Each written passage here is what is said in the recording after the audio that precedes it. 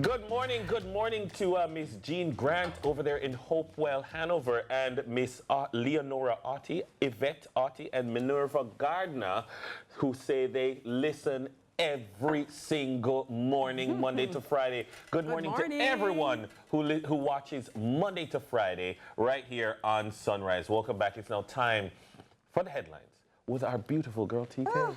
Look at you, looking fabulous. Oh. On Friday, I was watching on YouTube. And I'm like, TK looks so gorgeous. Oh, thank you so much. I appreciate that. So let me ask you a question now. What does it take to get on your phone to get a personal big up? I'm just curious.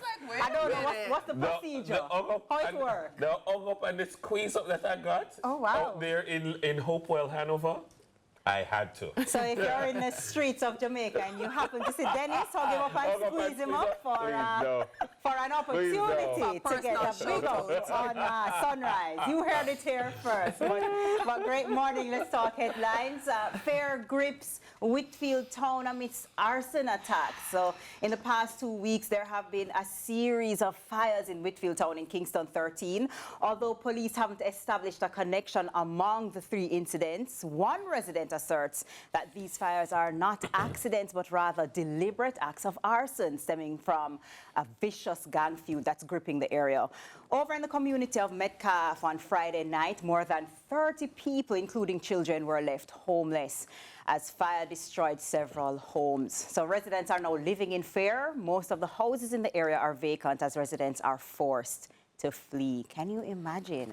If I'm not mistaken, I believe that there were discussions around there being some gang activity in the area. Yeah. And this is, I'm not sure that they haven't established a full connection as yet, but if I'm not mistaken, there is conversation around it being gang related. Yes. And obviously, unfortunately, the residents are caught in the crosshairs of it. Yeah. Correct. And so there's a reprisal and counter reprisal, and so people are in fear that their house or they will be the next victims of that tit for tat back and forth, because that's what happens when gangs go to war with each other. And we had talked about it, recently about fires and how destructive and how, losing everything can be,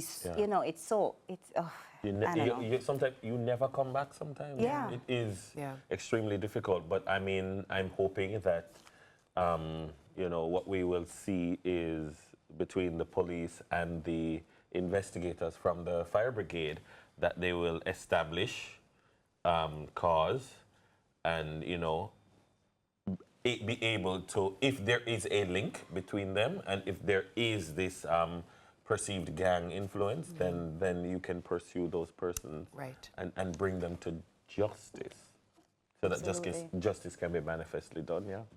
Absolutely.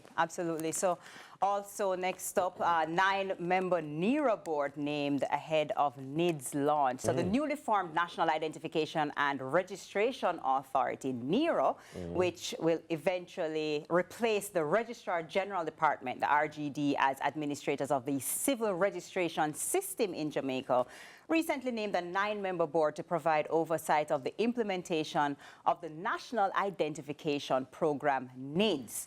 Prime Minister Andrew Holness believes that the utility of NIDS will drive its adoption despite lingering public uncertainty.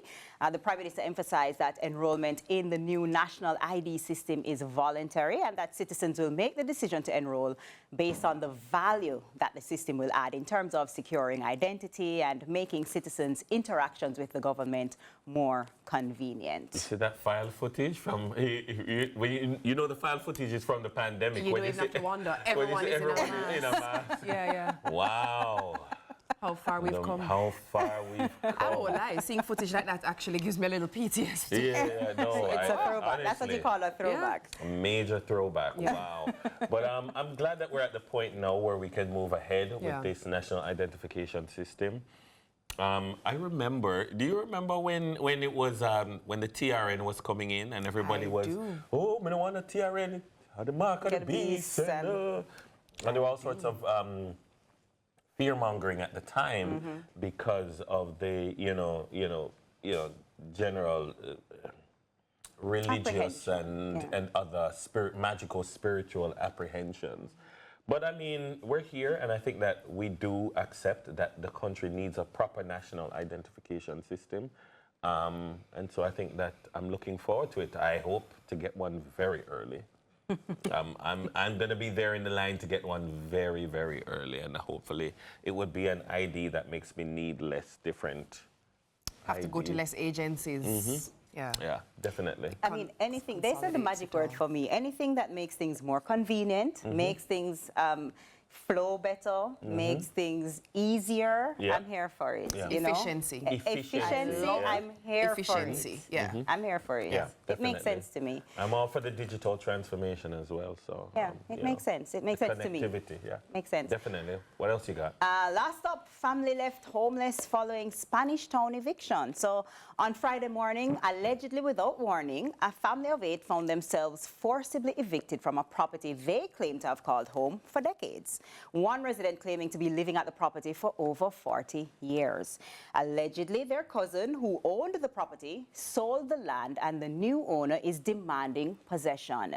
The distressed family is now seeking justice for what they deem an unjust expulsion from their long-term residence, following the aggressive eviction meted out to them by police and bailiffs. Sounds like they need to call their cousin. Well, police don't evict people. So what happened was that they received a letter. They said they received a letter last year from a law firm telling them that they needed to vacate the property because the place had been sold. They spoke to the cousin who said, no, I thought about selling it, but I changed my mind. Which, of course, according to documents, never got sold. The place was sold. The owner wanted them place. And so they were told, no, you have to vacate, which they did not. And so time had passed, time had elapsed, and the person wants their property. And so they need to speak to their cousin. Exactly. That sounds like a family affair, because the person who bought the property would have a legitimate expectation of being able to access that which they bought. But for the record, the police did not evict anybody, much less aggressively evict anybody. The police were probably just there in case the situation became hostile and you need, rather than calling the police in after the fact, they were probably just there in the beginning, because police don't evict people. See their note? See, that was their notice to quit from the law firm that was sent to them from last year, but of course they did not follow. See, the date on that is September 30, 2023. Is March morning in 24. Yeah, so I think one of the concerns was that, or one of the concerns expressed was that this could have been handled differently. They said nobody brought them to court. They thought that they would have at least been able to, talk to somebody in court and probably pursue something in court. They were never given that opportunity. And, on the other hand, it was like, no, it's not your property. The person who owns the property sold the property, and it's time for you to I'm sorry, but you have to go. So, you know who else has to go? We do. We do. PK, thank you so much. Thank you very much. I don't want to evict us from this segment. No, actually, no, please do. I'm kidding. On the other side of the break, it's Money Masterclass exclusively for the ladies. So actually, you're getting evicted. Take myself away. Hey. Oh. All right.